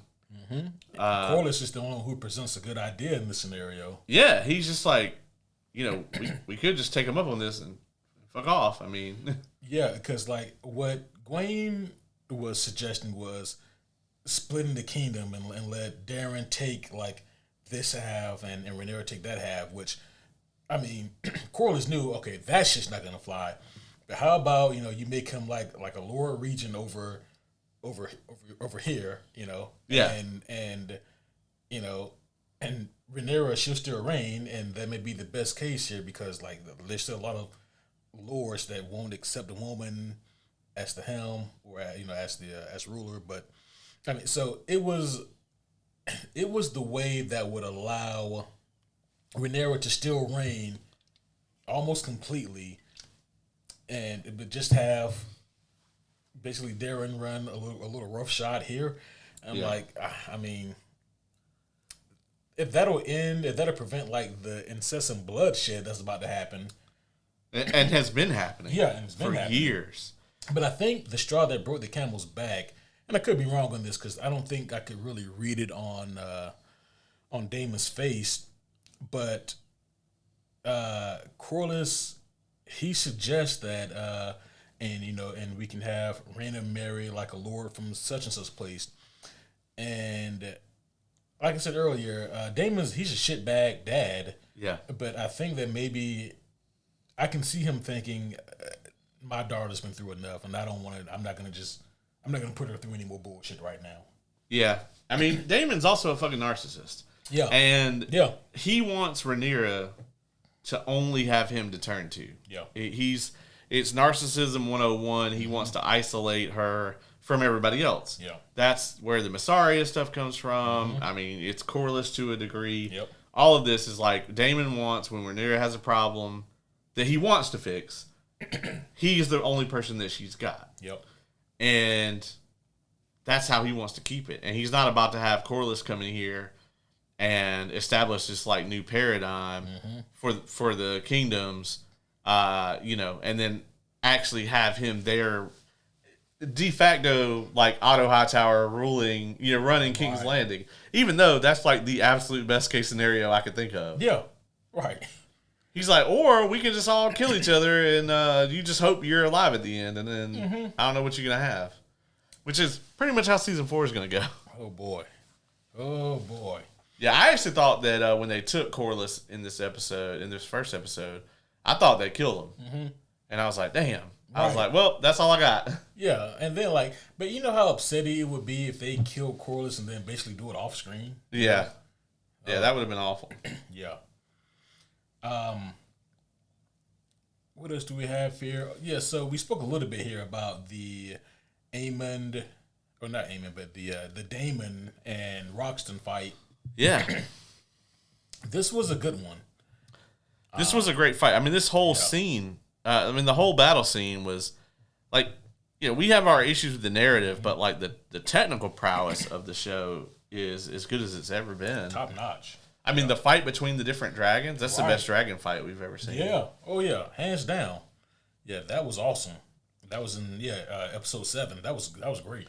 Yeah, I mean, season 2, we got Melees and Sunfire, and that was a great fight. Yep. And then eventually Vagar, too. Right. All that stuff was really great. But I think this was the best that we've ever seen the dragons interacting with each other. Mm-hmm. So. Yeah. But Tumbleton as a whole was a great fight with them. And we don't know Darren's fate even now. Yeah. But just seeing the different angles that this came from. We got the ground level with like the townspeople and like what was happening on the walls, and we got to see it from the Lord's point of view and from like the Winter Wolves and like the commanders, and then from like the everyday like townspeople. So we got to see all these different layers, all while Ormund is going through the city trying to find Ulf. Yeah. Man, when he does finally find Ulf, that shit was great. They find his ass passed out on the shitter. Drag his ass out, and I love that Ormund just starts beating his ass because, like, I can't stand fucking Ormund, but I'm with him on this. Yeah, like you had one job. Yeah, one. Yeah, Ulf is kind of their Brendan. If you guys haven't seen the homie Brendan on the show, he's our Ulf. Oh, okay, all right. Let's not Let's not do that. Okay, well, he's You can say, all right. So you're gonna sit here, bold ass face, and tell me that's not something he would do? I'm saying that Brendan. Yeah, but this scene, man, the way it plays out is just, I think, tremendous, right? It is great, yeah. And then we finally get off in the air, and he fucks right off. Honestly, this scene was great though, where he's like, "Fuck you too." Yeah. Yeah, and I mean, he just burninates anyone and everyone that he sees. And I mean, the thing about passing out on the shitter is like when the tequila shits inevitably wake you up. Oh man, you're already there. Yeah, that's true. You just wake up and be like, "Oh, where am I?" Yeah. Oh, and then you just like let it go, and then you can go right back to sleep. But what makes it also even better is that we see him in the tavern beforehand, holding court, talking shit. I mean, he's just like the most shit talking bar that you can think of, and he's just spinning these tall tales about what he's gonna do and what he has done, and like people in the bar are refuting him. They're like, "Well, yeah, but Daemon has a dragon, and the Queen has a dragon." He's like, "Yeah, man, but fuck them." Yeah, but fuck them. Anyway, I was saying, yeah, before I was so rudely interrupted. Right. He talks all this mad shit, and then he misses the time frame. Like, buddy, wartime has popped off. Yeah, we need you in the air like an hour ago. Yeah, I mean, honestly, if he would have been in the air originally, I don't know. I think it may have gone differently, but if he had been in the air from jump, he would have been fighting Caraxes. Yeah, and he's not winning that fight. No, he's not. Caraxes is snatching his ass off of that dragon and immediately eating him. Yeah, that is true. Then we also see that Daemon realizes that, oh, what the fuck? Ulf is, not Ulf, but Hugh was here as well. Yeah. What the fuck is he doing here? Yeah. And of course, Hugh was looking for his wife, who does not make it. She perishes by the end of this episode. Yep. So, thanks to Ulf, I think, right? Probably. Yeah. It's hard to tell because he just finds her dead body. Yeah. I mean, shit, Daemon himself almost died here. Right. Yeah. So that leads me to this, right? I think it's earlier in this episode, even. Yeah, early in this episode, when she's talking to the High Septum or whatever, she says that she has 6 dragons. And I'm like, do you really? So, I mean, technically, obviously, she has her own. She's got Daemon. Yeah. Bela. I would put an asterisk next to that because they're not really on good terms. Yeah, and then the 3 dragon seeds. Yeah. But again, like, Ulf, no. Yeah. Hugh, asterisk again. Yeah, asterisk again. I would still say, as of now, she still has Adam. Yeah. But I mean, again, we got to see what the fallout of this looks like because they got Sheepstealer. Then that's another thing. How's she gonna react when Sheepstealer is still alive? Yeah, right. Still, again. Not to mention, man, they're still doing better than Team Green, who has 1.75 dragons. Yeah, because Vhagar has kind of fucked off. Right? Vhagar has fucked off. Sunfire is rough shape, and then Dreamfire, I think, is Darren's dragon. Oh yeah, that's right. What do you do with Helena's dragon? Well, she did, and she wasn't going to ride it anyway, so I guess they weren't. That's true. I can't remember. There is a Dreamfire. I just don't remember which person, but I think Darren's dragon is Dreamfire. Yeah. So, just off the top of my head without looking it up. Daring on Dreamfire. Yes. Got it. Man, what else do we have that happened here?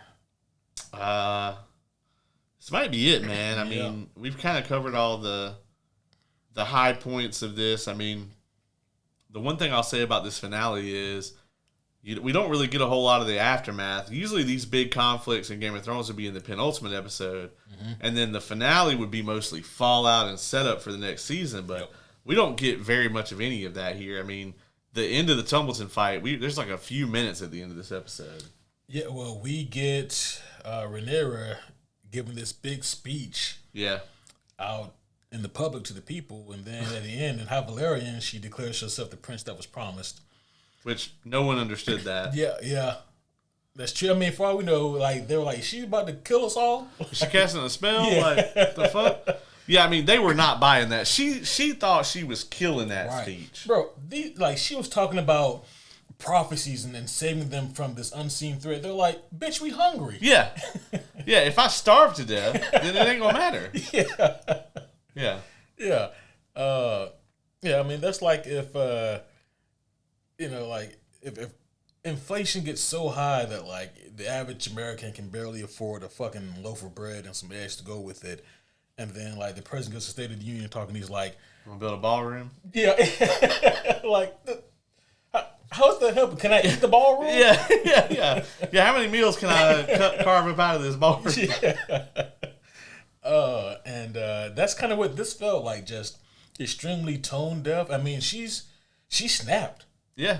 She is cracked, man, 100%. Like there's nobody out there that's following her at this point because they have all these like real problems, and she's just like, I'm the prince that was promised. I'm the only one who can defeat this threat. My daddy said, and that like they're just like, what are you talking about? This has nothing to do with us. You know? Yeah. And like when the White Walkers were actively killing people and shit, people were like, "You crazy? That's not a thing." Yeah. You know? Yeah.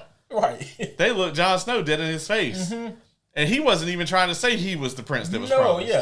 He was trying to say we should do something. Yeah, he's like, we should go find this prince and do something about this. Right. Oh man. Turned out it was him. Yeah, it turned out it was him. But that. What are the odds? Right. Man. So it's really difficult to ask you this question because you know what happens. But what do you want to see next season? Spoiler. We got a button for that. Spoiler. Next season, I want to see I want at least a 6 or 7 minute fight between Aemond and Daemon. Yeah.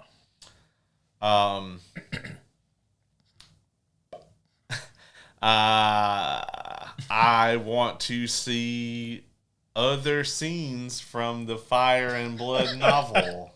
What about you, man? What do you got? What do you have? What would you like to see? I want to see fallout and repercussions, aftermaths of this Tumbleton debacle. Yeah. Okay. And I mean, like on all fronts, there's so much blame to go around, right, for this whole thing. And I want to see where people are mentally with this. I mean, because I feel very confident that even worst case scenario with season 4, we're gonna get some big cool fights. Just because, even me as a casual, I know that you guys gotta die. You know, right. So I know that has got to happen. What I'm concerned about is that they might just kind of gloss over some potentially really cool and important character moments. I want to see what Ulf does after this. Because, like, what do you do after this? Go into hiding? You know how hard it is to a dragon? You know? And, like, both sides. Both sides are going to hate him. You. Yeah. So what does he do? Even with Hugh, like, what are you going to do? Because, like, your reason for doing most things that you're doing is now gone. You still committed treason. And Daemon is well aware that you did. And Daemon is not a big fan of treason. Right, yeah. You can ask old Corliss's younger brother. Yeah. With half his dome missing. Right. That was still rough. Yeah, he don't like treason, bro. Nah. Even though he told the truth, If we'd had Daemon Targaryen on January 6th, we wouldn't be having none of these fucking problems.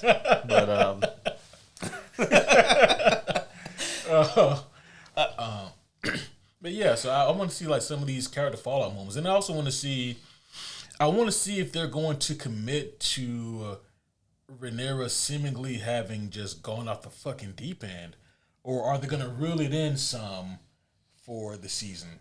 I don't think so. I don't think so. I think that pretty much everyone is on the trajectory they're going to be on. Okay. Yeah, man. You ready to score this thing? I am. And I think it's your turn. I believe it is. Yep. This season 3 of House of the Dragon, I think has some really good moments, man. I think that they do the most important things right. They start strong and they end strong. And sometimes that's all you can really hope for, It's like what the old school delis used to do back in the day, like in the early 1900s. They would put their best cuts of meats on either end of the sandwich, and then kind of like the bullshit filler meat, they put that in the middle. So that way, no matter what, the first bite and the last bite you take would be delicious, enticing you to come back for more.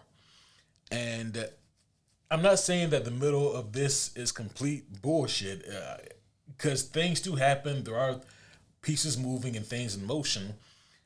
It's clear that like their mid cuts are in the middle, and they put their prime cuts on either end of the sandwich. And I think that it's not the worst thing to do here.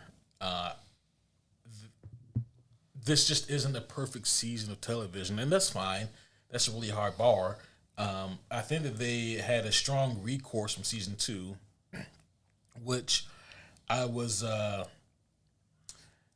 enjoyed season 2 in parts, but man, it was rough watching season 2 and knowing I had like a 2-year wait, Yeah. With this season, there's a lot of things they do that I really enjoy. I think that the last fight, or the last episode, honestly, has a lot of really cool moving pieces in it. I think this season does enough good things for me to give some things a little bit of grace, despite the fact that there is some wonky pacing there in the middle. And honestly, could they have trimmed some things down and maybe even given us like a 7-episode treatment? They probably could have, and I think they would have helped the pacing out some, especially there in the middle. But on the whole of it, I am glad to see that this series is back on track compared to where it was last season. I had a pretty good time with this, man, and I enjoy seeing Rhaenyra lose her goddamn shit, and I'm so curious to see how these things end. I'm gonna give this season an 8 out of 10. Okay.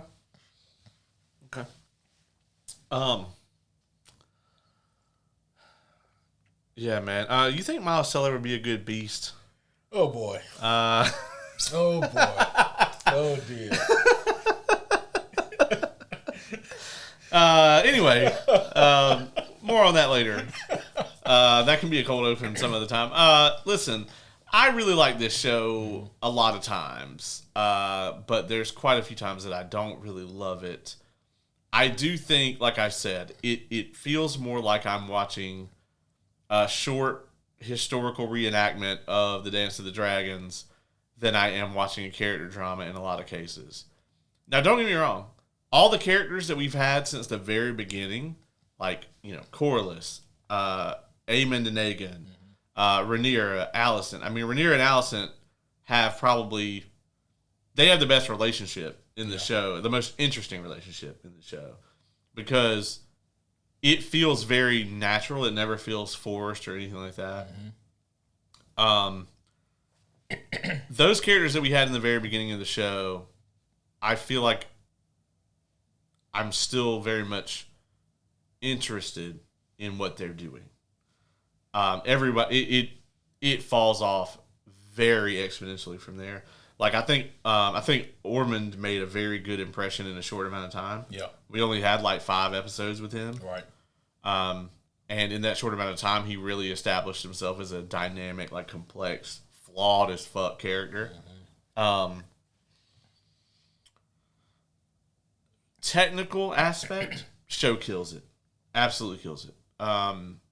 The writing, it's not that like the dialogue is bad or necessarily anything like that, but it's just how we just, the pacing is about as bad as it gets, like to the point where it's like the pacing is so uneven that we just don't even get whole segments of things, right? Like Hugh and his wife. Yeah, it's like we missed all of this stuff. It's like, not, I don't want to like give a Brand New Day spoiler here, but it'd be like if we got the scene that they have, the big emotional scene, but we had never seen Zendaya's character really, like we'd never seen MJ, but maybe like once, and then you get that big scene. It really wouldn't have meant. It's like we've been following this other person through the whole time, but we need all this information. And also, like, that scene's wonky too because she just has to exposit a bunch because we haven't seen any of it. We're finding out at the same time this guy is. I also don't really love the way that this season ends. Like I said, it's got a better arc than 1 or 2, but it also doesn't feel really like a finale. Like it just feels like we've paused the show for 2 years. Season 3 was the same. I mean, season 2 was the same way. Like, this finale is nowhere near as bad as that one because I actually really enjoyed the finale here. But it really does feel like there's no good stopping point. And I get that because it's not written for there to be one either. This thing has a lot of issues. Pretty much all the side characters are not developed at all. Like, if you look at Game of Thrones, like one of the big strengths was like how powerful and relatable and deep like characters like Podrick or Bronn or Brienne or all the Stark kids, all of them were really like layered, and you could really you really got a lot of time with them, and you got to understand more about them. Whereas here, it's like main cast, everybody else get fucked, And even then, the main cast sometimes gets sidelined. See everyone who visits Harrenhal. I also feel like I think Alicent has the least to do. Absolutely. And that's missed because I think she's a really good actress and really good at playing her character. But kind of, other than her scenes, her excellent scenes with Aemond, she has the same scene over and over again in this book. A thing happens, usually related to Helena, and she begs her captors to not do the thing they want to do. And that happens like 5-6 times. Often with Rhaenyra. And I do love that their relationship is so complex that there are these extra layers to everything happening here. I'm going to give this thing a 7 out of 10. I tend to avoid that rating because I feel like it's safe, but I realize that like a 6 something seemed too low, but I definitely didn't want to go into like 8 territory. So I'm just going to give it a nice even 7. All right. Not great, not terrible. Yeah. Man. I don't want to just like bombastically spoil season 4. But and this is where you want to tune out if you want to go in blind, like completely. But I will say that out of the major events that are going to happen, we're going to get probably a major thing per episode, or at least close. Wow. Next season. Things are going to, if you think Rhaenyra's reign is going poorly now, it is going to go way fucking more poorly. Jesus Christ. I just put that in context of like normal everyday life. Like the person who's really having a bad time now, struggling now, like they're just praying every night. Oh man, dear Lord, can things ever gonna get better? And like an angel comes down, the heavens open up, bright lights, and here comes this beautiful, gorgeous, definitely not Revelations book looking angel, and goes, "Well, my child, no, this is the best that it gets right now." Yeah. You think your life is shit now, right? Yeah. Yeah, that's gonna go poorly. It's gonna get worse. I mean, when you guys see who ends up on the throne after all of this, like it's gonna be a who. I mean, that's how far down the line of succession it's gonna end up before it's over with. Gee, really? Yeah. It's gonna go to the point where you're like, I didn't even know that person existed. Like, it's gonna be rough. Oh, damn. Okay. Yeah. No. This is about how they got all wiped out. I mean, that's what this story is. You know, it's about how the Targaryen dynasty fell into complete ruin and lost all the dragons. You know, lots of dragons are going to die. I'm glad that they changed the Nettles arc. I talked about this earlier because in the book, Daemon runs off with Nettles at the end, and it's very much a very kind of pedo type thing. Yeah, because Nettles like 15. And Daemon's like 60. Yeah. And they go off happily ever after in the quotiest quotes you can quote. But here it'll be like, maybe he's gonna take care of his kid. Yeah. I like that more than the other thing. Yeah, for sure. Yeah, or they may just not do like the book at all, and they might both die. I can also see that. But as anything other than how it actually goes, Yeah. It's something about like certain writers who are like so well renowned and so great. Like you think of like Stephen King or even George Martin, like they're just so prolific at what they do. And it's like, how do you think of that? But also, why do you think of that? Yeah, I was talking to someone, I can't remember who it was, and I was like, George R. Martin's like porn search history has to be just gotta be crazy, abysmal. God damn, it gotta be a black hole. Maybe literally, I don't know. There's got to be a lot of incest in there. It's gotta be, right. Like a lot of stepmom porn has got to be going on there. Yeah. It's a lot of stepbrother. I got stuck in the dryer and that shit. And I feel like it's probably just like a bunch of other crazy categories, but with incest added on. Yeah. He's paying some premium prices for some kind of crazy. I mean, you got to spend that money somewhere. Yeah, you got to do something with it. Yeah. Yeah, he's like feet pics incest. Yeah. Like why? Like step brothers feet pics. Yeah. I never want to look at that man's phone or computer. No. Yeah. Like you could tell me, hey, so he has like the books completely finished. They're just on his hard drive on his computer. You just gotta log in and look at it. Like I don't want to see it that bad. No. Well, actually, I want to say that the computer that George R. R. Martin writes his books on is actually too old to display images. Jesus, is it the same fucking computer? Yes. He writes his shit on this really ancient computer because he doesn't like that modern word processors like edit too much and like do all this other stuff for you. Well, tell him just get a fucking typewriter if that's the case. Yeah. Let's see. There's I'm trying to see. My phone's proving his point right now because it keeps changing it. Yeah. So he writes his books on a dedicated non-internet connected computer that runs MS-DOS and a word processor from the 1980s called WordStar 4.0. God damn. It has absolutely no autocorrect in it, no auto capitalization, no spelling errors, no spell check.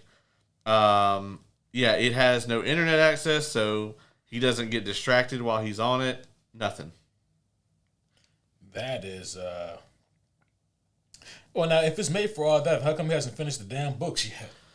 Well, I mean, he made a blog post like after 6 months of silence that, I mean, it read to me, it was pretty rough to read because it just read to me that like the man's just in like a creative black hole, you know, and I've been there, and it sucks. And I hate it for him, but also, like, your ending to your series sucked, dog. I'm going to need you to come up with a better one. Yep. He's never going to put those books out. Like, he's just now, for the first time, going, I don't know if I'm going to finish these, you know.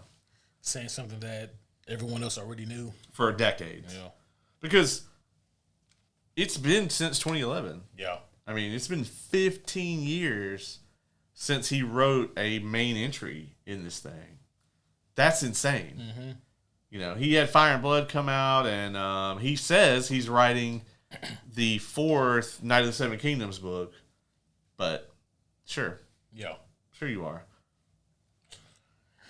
Yeah, I don't know, man. I think it would be, it's kind of a fool's journey to await more of George's work, you know? Yeah.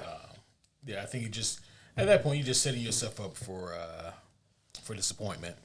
But on that note, we can go ahead and wrap this one up, I suppose. Yeah, man.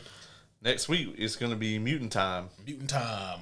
Yes, right. X-Men 97, Season 2, the back half of that season. Man, so there are 9 episodes there. Yes, and this Sunday, also, the Lanterns TV show starts. I am very much looking forward to this. So we will probably have next week not only our X-Men 97 review, but probably some, our brief overall thoughts, at least, on the pilot, or, first episode of Lanterns. I'm very much looking forward to Lanterns. My body is ready. House of the Dragon may be over, but Lanterns is here. And if it is 70% as good as I'm hoping it is, and we'll be in for a great journey. I agree. It's going to be an interesting couple of months, man. It is. I mean, we think that there's this long stretch before we get Doomsday. Yeah. And it's looking more and more like neither movie's gonna blink, which is awful. I think. Mm-hmm. I think if Dune doesn't move, Brand New Day is gonna have the biggest box office of the year. I can see that for sure. So yeah. Well, homies, that's going to be all for this one, but hopefully you guys have enjoyed this breakdown of House of the Dragon, Season 3, specifically episodes 4 through 8. This has been a really great time. It's been really interesting to discuss and break down these episodes with the world's greatest co-host. Always super interested to hear what this man has to say. He has all the lore and all the knowledge built into his brain. But that's going to be all for now. We will be back again, like Caleb said, to discuss some Mutant Time with X-Men 97 Season 2. But until then, my name is Superhero Homie Q. I'm Superhero Homie Caleb.